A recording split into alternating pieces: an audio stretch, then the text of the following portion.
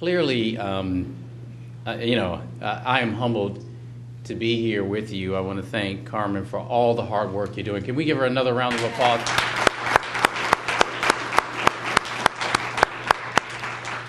I mean, just if nothing else, listening to the students speak tonight is enough to tell you about the great work you're doing. To have them come up here and present and to look at the work. I don't even have to go to the classroom and see what you're doing. We see it here tonight.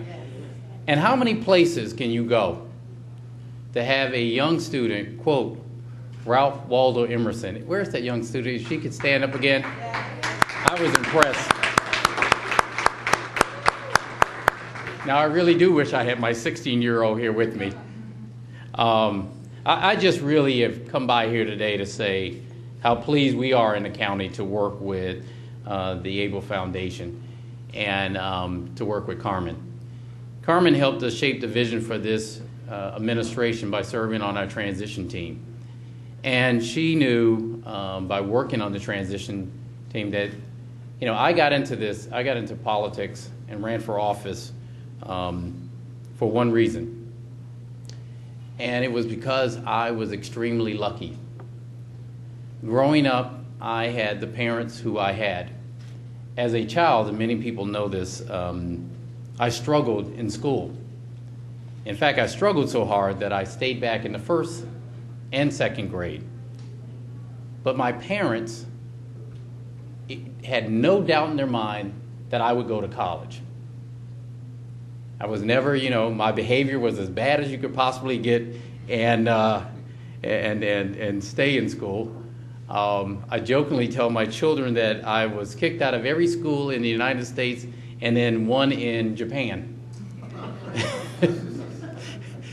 So no one would believe me who knew me as a child would ever think I'd be standing up here today and get such a great introduction.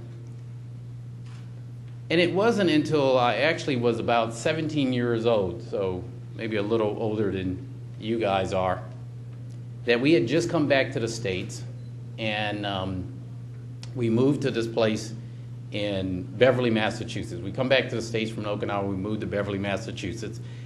And I was, one weekend, my relatives from Springfield, Massachusetts came to visit me, or came to visit us. And a lot of them were in trouble.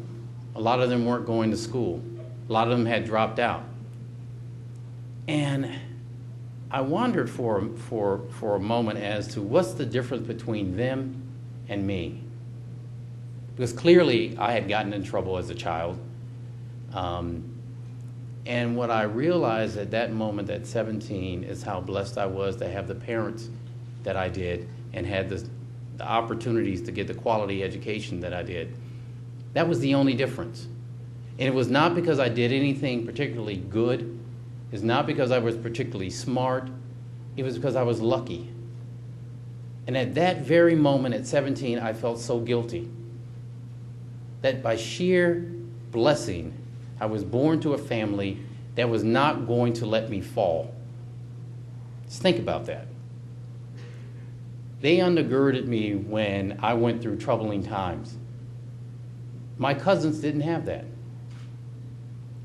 So when we think about the work that Carmen's doing, that's exactly what she's doing. That's exactly what this foundation is about. That's exactly the message they want these young people to have. How do we make sure that the same opportunities I got by sheer blessing, that they get by right? And the way you do that is helping organizations and foundations that understand that unless we make these opportunities available to everybody, then we haven't done our job. And so I am pleased, as county executive, to play a small role in this.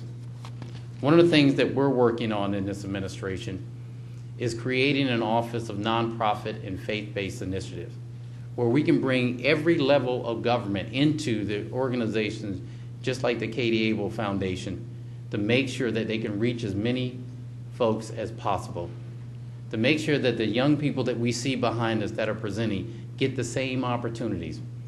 And so out of that office, we're going to be able to bring the resources that we have to bear, whether it's from our education system, whether it's from healthcare, whether it's from economic development, to make sure that these foundations get the support that they desperately needed.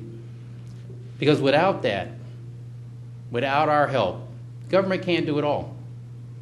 If I didn't know that, being 8 months in office, I certainly found that out. When I got there, we had a big, huge budget deficit. So we can't do it all. It's our job to spur and to support the nonprofits and the faith-based who are actually doing God's work. That's really what our charge is.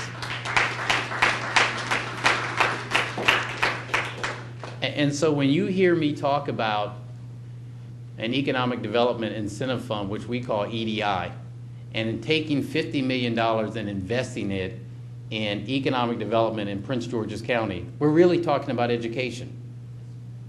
We're really talking about healthcare. We're really talking about literacy, financial literacy for our children so that they don't make some of the mistakes that we've seen in the past here in Prince George's County. Because with those funds that we invest in economic development, as I tell business people all around this great county of ours and this region, I want you to do well because I want you to pay more taxes. I want to be able to take that money and pour it into our education system, to have more money that we can give to our nonprofit so that we can keep this work going forward.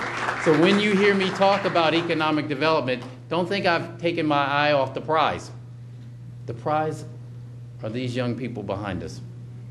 And so for that and for playing a critical role, Carmen, I want to thank you and your board and your students, and we look forward to working with you. We love you. Thank you.